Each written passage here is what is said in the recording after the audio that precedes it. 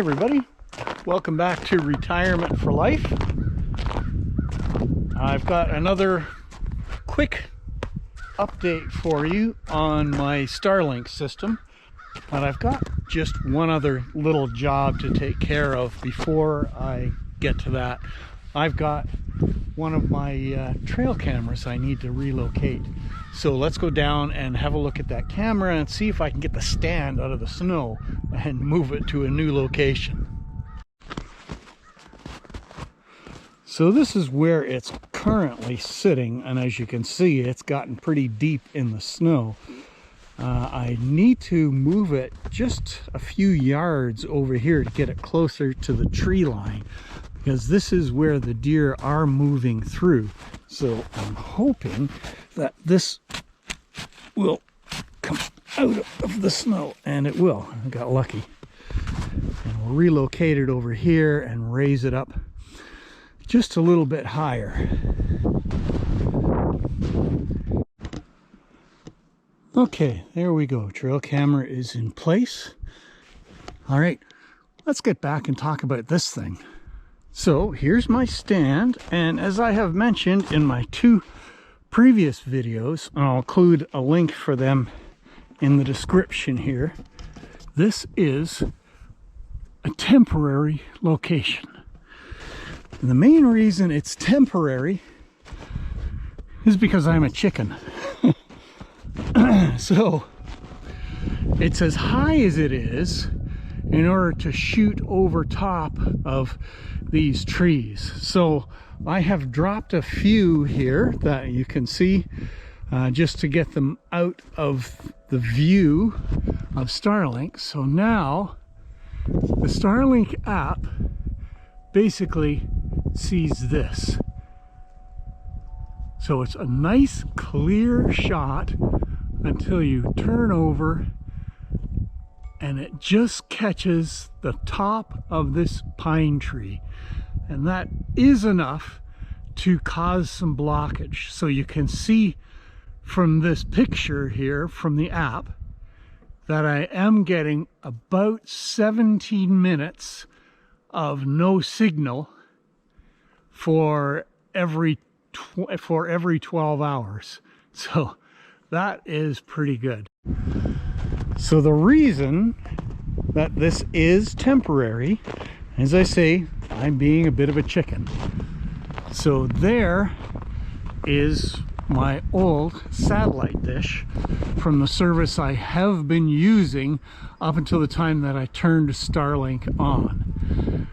Now that's using a Viasat satellite, and as a lot of people know who have been using these things, the Viasat satellite is way the heck out there. The latency is really high, and the satellite is way overbooked, or at least the beam coming in this direction is very badly overbooked. So I get outages, or I was getting outages way more often than 17 minutes. Very lengthy outages, and it was getting to the point where my signal on a good day would be about 2 megabytes per second. Very commonly it was down to like 0.75 megabytes per second, which made it near useless.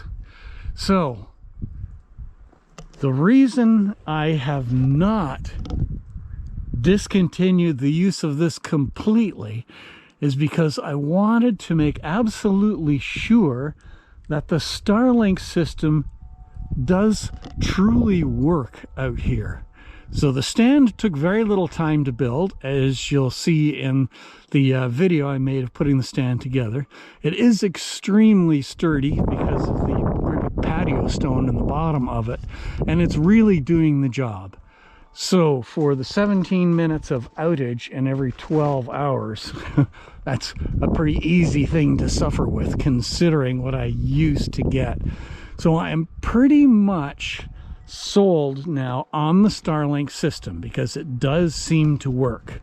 So my next move will be to actually decommission this system, take the old satellite dish down, and then take this mount off, and I'm going to move the mount to the side of my TV tower here. And I have been up there with the app, and that gives me a completely unobstructed view of everything. I get over top of that pine tree by a good distance, and it's just 100% clear. So that's going to be really good. But lots of ice and snow up there, and I'm too cheap to bring somebody in to do the job. So for the amount of time that I'm down on the current Starlink system, I'm just going to leave it sit where it is and be very happy with it. With that downtime that I get, the only thing that is impacting for me is the occasional Zoom meeting we have. Every once in a while, Zoom will freeze. Doing things like uploading my videos, downloading things, watching Netflix or anything else. I mean, Netflix buffers, so it never stops. Uploading videos, okay, maybe sometimes it takes me an extra 30 seconds longer to upload a video, which doesn't bother me a bit.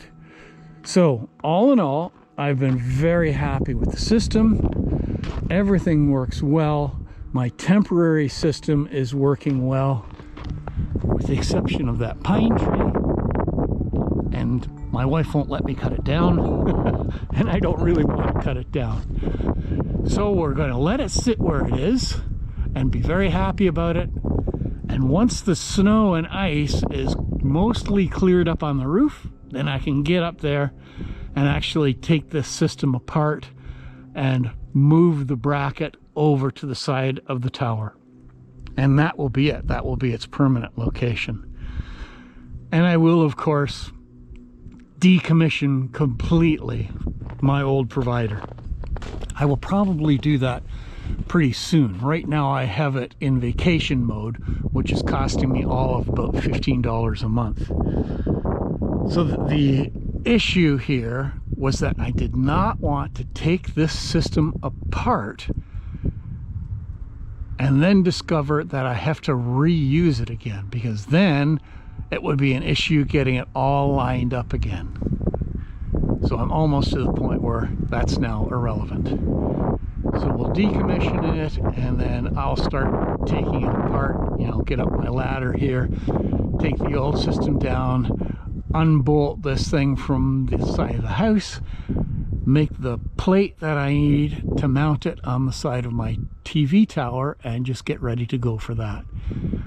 I already have the adapter from Starlink to go on the top of this, and once it's in, that'll be it. So the speeds I'm getting right now, as you can see from this slide, are around 100 megabytes per second, and often faster than that when I don't have blockages. And that is just staggeringly fast compared to what I used to have. It's unbelievable. So the Starlink system is really working well. I'm very pleased with it. So no complaints there.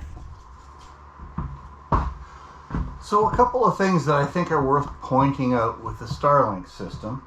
One is that it has a heated dish, which I think I mentioned in one of my other videos about Starlink.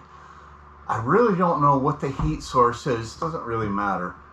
I had seen someone refer to it as microwave, but I've been told that that's not really the case. Anyway, it is heated at pretty low temperature. It keeps the snow melted off of it. There doesn't seem to be any control over that in the app or anything like that. It's just simply on. But it is not much above freezing. It's just enough to keep the snow melted off. But the one thing that I would suggest you need to keep an eye for is at one point in time I saw it melting the snow off, and it actually eventually built up an ice ladder that went from the edge of the dish down to the platform. And I have seen a video on YouTube where that ice ladder got quite substantial, and it actually caused the motors in the dish to burn out. and he had to take it down and send it back to Starlink. So if your dish is going to be in a position where that could possibly happen, you may want to keep an eye on it for that. The other thing worth mentioning is there is a website that shows the location of the Starlink satellites, which I found kind of handy. It's nice to be able to have a quick look at it, and you can see just how many satellites there are in your area. And I'll put a link in the description for that site.